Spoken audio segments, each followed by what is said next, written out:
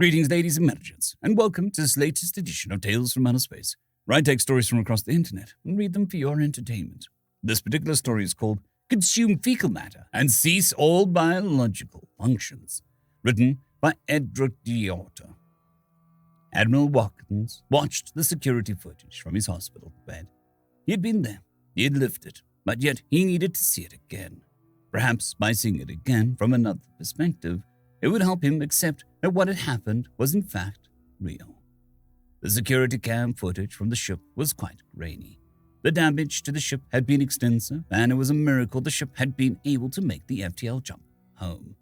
Admiral Watkins took a deep breath, absent-mindedly scratching his new left eye, and looked down at his comm tablet. The screen was frozen on an empty launch deck, the drone berths empty and the launch doors closed. The new carrier of the United Earth Defense Force Navy, the UEDFS Orochi, had not been fitted with the drone spare fighters that would have made it one of the most capable, most deadly force projection platforms humanity had ever fielded. The ship was unarmed because this had been a shakedown run to test the Orochi's new FTL engines, which were a third faster than the rest of the UEDF's other FTL ships. Admiral Watkins took another deep breath and pressed play. At first, there was nothing but an empty flight deck. Then there was a bright flash of light and then some smoke whirling away as one of the launch doors fell to the deck. A few seconds later, 7 blob-like creatures floated into the hangar bay, roughly the size and shape of a very small, compact car. A metallic, dark turquoise shade of blue. Each had a row of 2 long tentacles and 2 short tentacles hanging below them on each side. There was no indication of any kind of eyes or other sensory organs. They floated into the launch deck and seemed to hover before 6 of them split up into groups of 2 and moved off in different directions. The 7th one stayed by the hole that they had breached from the alien ship into the launch deck. The camera view shifted to another screen. This time, it showed one of the main corridors leading to the bridge. As this had been a shakedown run for the engines, the ship had been minimally crewed, with one exception: the Marines responsible for the ship's security and defense. The Orochi was designed to staff 500 UEDF Navy personnel and approximately 75 UEDF Marines to handle ship security and provide protection when the Orochi docked away from her home port. 15 of those Marines were in that corridor, 20 feet back from the bulkhead door, which had been closed and secured. The camera view shifted back to the hangar. 2 of the blobs had floated up to the hangar side of the bulkhead door. The first one rose up so its 4 long tentacles were touching the door. Soon, smoke began to emerge from the door. The camera view shifted back to the corridor with the Marines, focusing on the hangar bulkhead door. 4 spots of discoloration soon became visible in the door, and shortly thereafter, 4 tentacles pushed through and the door began to buckle. The camera view shifted back to the hangar as one of the blobs pulled the bulkhead hangar door off its track and the second blob started to float down the hall. The camera shifted back to the corridor, with the Marines in the corridor unloading with everything they had. Nothing seemed to slow the constant progression of the blob, now joined by the one that had pulled the door off. Kinetic rounds penetrated without any effect, and laser blasts only seemed to scorch the creature's surface. Admiral Watkins paused the comm tablet here. He wasn't sure that he could watch again.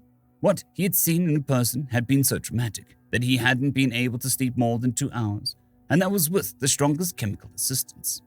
But he owed it to those young men, the Marines who had fought and died, because he had been selfish and demanded to be on that ship. The Admiral set his jaw and pressed play, and the horror show began on his tablet. The first rank of Marines in the hall continued to pour kinetic fire into the blobs, but the blobs continued to move steadily down the corridor. Anyone watching would have wondered why the Marines didn't retreat as the floating blobs got closer. Admiral Watkins knew. The Marines could not retreat. They had to hold that position until he, the Admiral, was safe. Unfortunately, there was nowhere for the Admiral to go. The Orochi had jumped into a fairly empty part of space in case something had gone horribly wrong with the new FTL engines.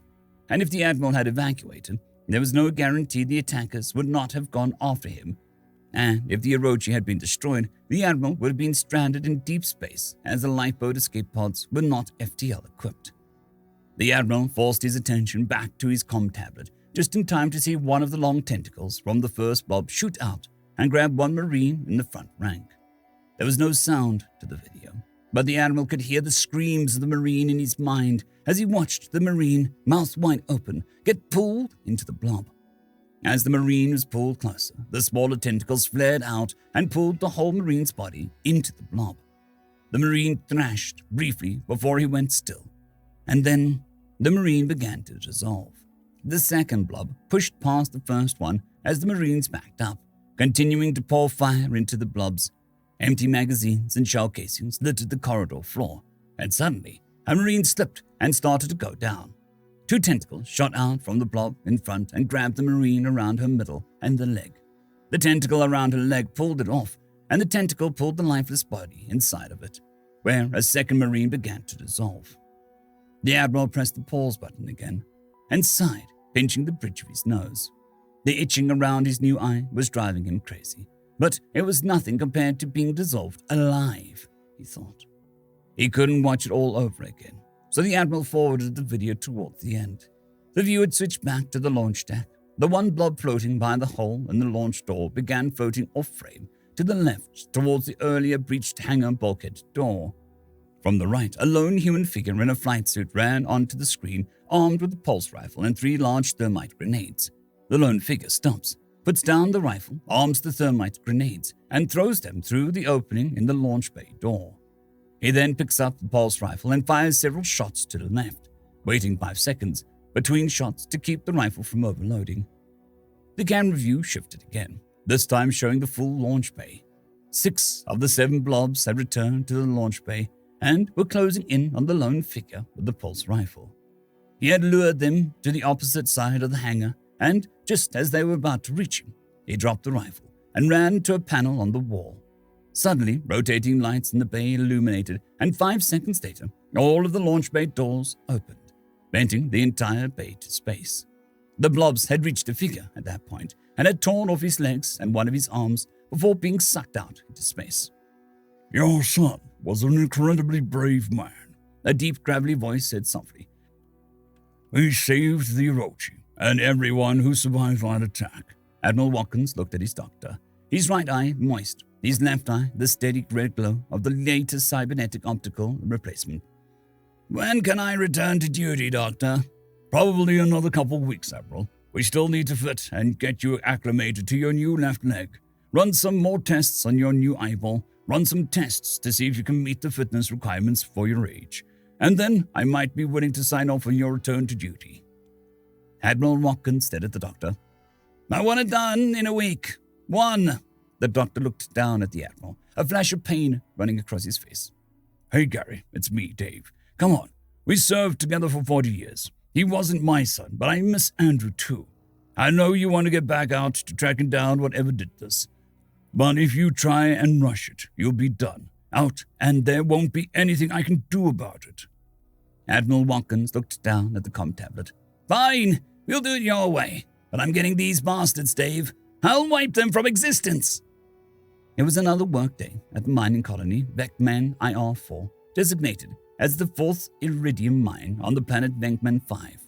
It had been operating for a little over a year, and Cernia was one of the mostly human crew working at the site. She'd been there for about 6 months on a 3-year contract and was still settling in. One thing that had made adjusting to life at the mining site a lot easier were animals that everyone in the mine sites had taken to calling Fufners. Venkman 5 had not developed any sentient being that the early exploration team had determined, but they were surprised to find the 4-legged furballs running almost all over the planet. The Fufner had the face and neck of an otter, with the ears and tail of a fox and the size and fur of a husky. They tended to eat small rodents and other pests, and were incredibly curious about and friendly towards the mining team, especially when there were snacks. The deal had been sealed when a pack of them had taken shelter in the vehicle maintenance building during one Venkman's 5 hailstorms. One of the mechanics had discovered the Fufner using a bag of one of the Huskleen used for cleaning up vehicle fluid spills, as the local equivalent of a kitty litter. After that, different miners had set up litter boxes in their domiciles, and the Fufners had started hanging out. Cernia rolled over and turned off her alarm. Why do mornings have to suck? She was tempted to fall back asleep and just deal with her foreman Blake later. But the trilling of the flufner that was hanging out with her urged Sonia to get out of bed. Okay, Chickapoo, I'm moving. Sonia had taken to naming the flufners after a game involving little monsters on Earth. And more than once she had chased them around, but had not been able to catch them all. Actually, she hadn't been able to even catch one, but it was fun all the same. The trilling of the flufner continued to get louder, and Sonia started to wonder what was wrong. There was a litter box next to the desk at the top of the stairs, so it wasn't that. She put on her coveralls and went downstairs and opened the door. Chickapoo ran out of the door and kept going out into the colony, heading for the nearby forest. Sonia noticed that there were other flufners near the edge of the forest, and as soon as Chickapoo arrived, they all took off deeper into the forest. Sonia thought. Wonder if there's an earthquake or something coming. Multiple loud booms from above caused her to look up as she witnessed 6 landing pods descending towards the planet, one heading directly towards IR-4. A second later, the colony warning alarms began blaring. Shit. The floating blue blob had ripped the reinforced steel door of Sonia's domicile structure like it was wet toilet paper. The domicile structures were reinforced concrete and steel, so she knew that she had a real fight on her hands.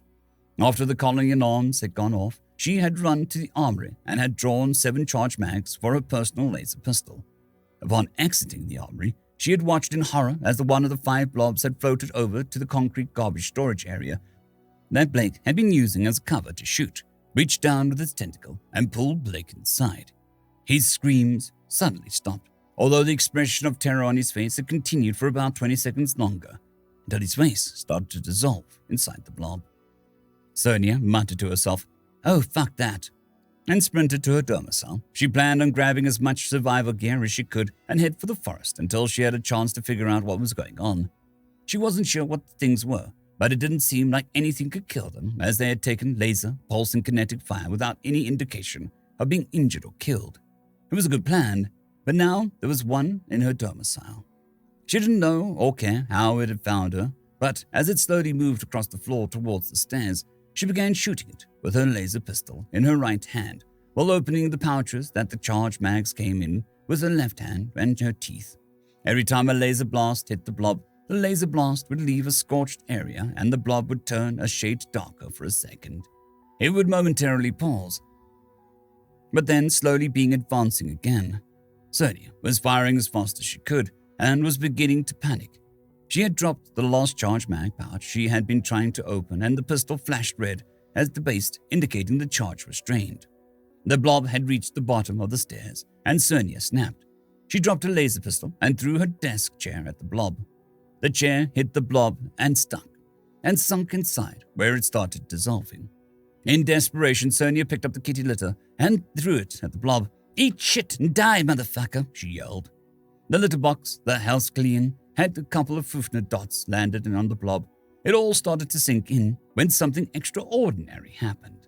The blob stopped and started shaking, and then started drawing itself in on itself until it looked like a giant blue raisin. A second later, there was a loud sound like an elephant had passed gas being pushed through a balloon, and a stream of blue liquid squirted out the back of the now shriveled up blob.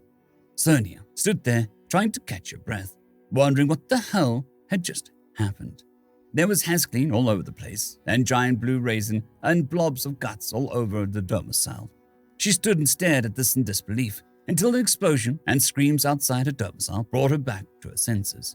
Sonia grabbed the empty charge mag pouches, emptied the rest of them, filled them up with Hascleen, and dropped them into her packpack. She wasn't sure if it would work, but feck it, nothing else had at this point. Sonia sprinted out of her domicile and looked around. There was smoke coming from the other side of the vehicle maintenance building, and the cafeteria and admin building next to it had the corner blown off. Sonia watched a blob float between the two buildings, and she sprinted after it with a pouch of Hascleen in each hand. Sonia quickly closed the distance, and she hurled the pouch of Hascleen at the blob. The pouch stuck, was sucked in, and started dissolving. The blob slowly turned around and started moving towards Sonia. "Oh shit, oh shit, oh shit." She opened the second pouch and flung the granules at the blob. But this time, the pouch inside the blob had dissolved. The blob stopped and started shaking violently. Sonia took the opportunity to put some distance and ran towards the front of the vehicle maintenance building. Behind her, she heard a loud splat and skidded to a halt. She looked behind her, and there was a large blue splat covered the ground and part of the walls between the buildings. Feck, yeah!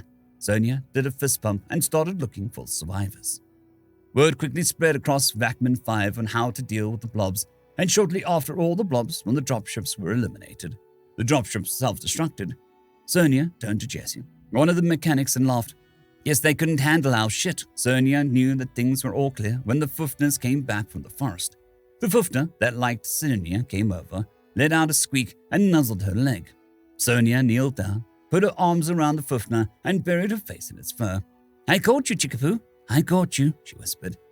Then the loss of all her friends and the colony hit her, and she began sobbing. Admiral Watkins was reviewing the most recent reports of blob attacks when the XO came rushing into his office. We've got more of those bastards, sir. We've got them. And handed the Admiral a report marked Top Secret, Bankman 5. The Admiral opened the report and began flipping through it. He stopped and looked up at the XO, who had a shit-eating grin on his face. Is this real? The Admiral asked. Yes, sir. We've begun immediately outfitting ships with shotgun shells filled with Has-Clean. Apparently, the combination of bentonite, silica gel, baking soda, charcoal does something to the cellular structure of these aliens that causes them to shrivel up and burst. We've had some reports that the liquid when they die is slightly acidic, but there have been no significant injuries reported from post-termination fluid discharge. So, what are these things called?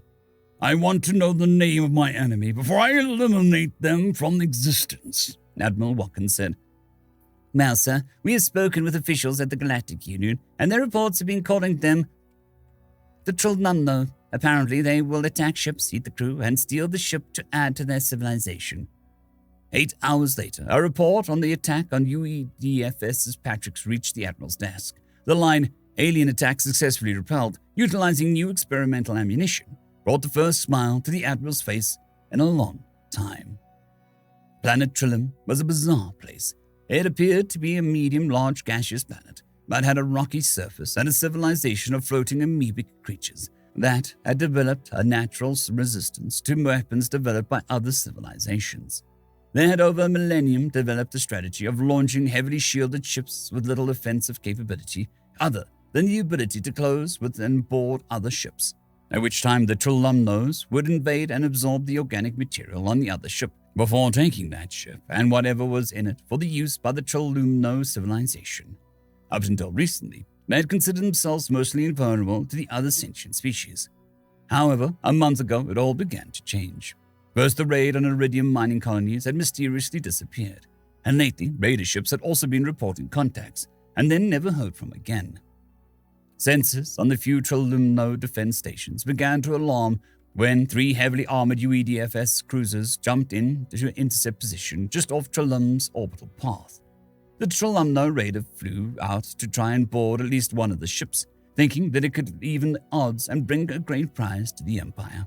The cruisers each launched 3 missiles, all of which flew a short distance, shimmered, and then reappeared right in front of the Trillumno raider, slamming into the raider and penetrating its thick forward armor. The raider continued to fly at its rate and course, and when it passed the cruisers, a blast in the engines of the raider caused it to explode. By now, general alarms had begun to sound on the planet itself. The ruling Trillumno had assembled. As they watched on their monitors, numerous ships began to drop out of FTL, taking position just off Trillum's projected orbital path.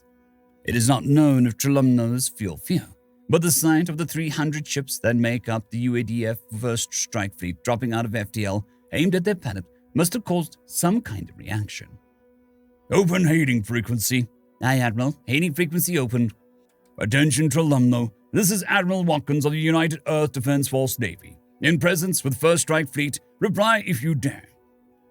Silence filled the Orochi's bridge for an uncomfortable couple of minutes before the image of a Trillumno appeared.